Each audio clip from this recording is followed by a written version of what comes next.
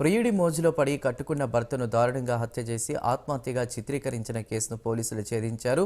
నాగర్ కర్నూల్ మండలం తూడుకుర్తికి చెందిన జగదీష్ కీర్తిలు 2011లో ప్రేమ వివాహం చేసుకున్నారు. కీర్తికి గుడ్లనర్వ గ్రామానికి చెందినటువంటి నాగరాజ్ అనేటువంటి వ్యక్తితో పరిచయం ఏర్పడింది. ఆ పరిచయం కాస్త వివాహేతర సంబంధానికి దారితీసింది. ఎలాగైనా భర్త జగదీష్ అడ్డు తొలగించుకోవాలని ప్రియుడు నాగరాజ్తో కలిసి మందు కలిపిన కళ్ళు జగదీష్తో తాగించింది. ఇక ప్రియుడు నాగరాజు అతని స్నేహితుల సహాయంతో జగదీష్ను హత్య చేసి అల్లిపూర్ శివార్లోని కేఎల్ఐ కాలువలో పడేశారు. కీర్తి జగదీష్ ఇద్దరు కూడా 2011 సంవత్సరంలో ప్రేమ వివాహం చేసుకోవడం జరిగింది. ప్రేమ వివాహం చేసుకున్న తర్వాత వీళ్ళు ఇద్దరు కూడా నాగర్ కర్నూల్లో ఒక రూమ్ తీసుకొని ఫ్యామిలీని రన్ చేస్తూ ఉన్నారు. అయితే ఈ జగదీష్ అనే అతను మన జిల్లా పరిషత్లో అటెండర్గా పనిచేస్తాడు. వాళ్ళ ఫాదర్ చనిపోయిన తర్వాత ఆయనకు వచ్చింది.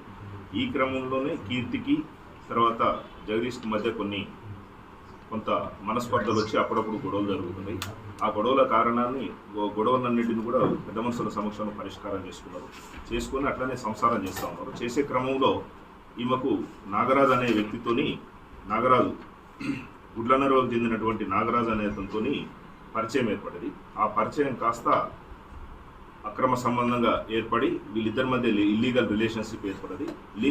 ఇల్లీగల్ రిలేషన్షిప్తోని ఈ విషయం ఏంటంటే ఇప్పుడు ఈ కీర్తి వాళ్ళ ఇంట్లో తెలిసింది, భర్తకు తెలిసింది. అదేవిధంగా నాగరాజు మృతుడి కుటుంబ సభ్యుల ఫిర్యాదు మేరకు భార్య కీర్తిని పోలీసులు అదుపులోకి తీసుకుని విచారించగా హత్య చేసింది తానేనని ఆమె అంగీకరించినట్లు డీఎస్పీ శ్రీనివాసులు తెలిపారు.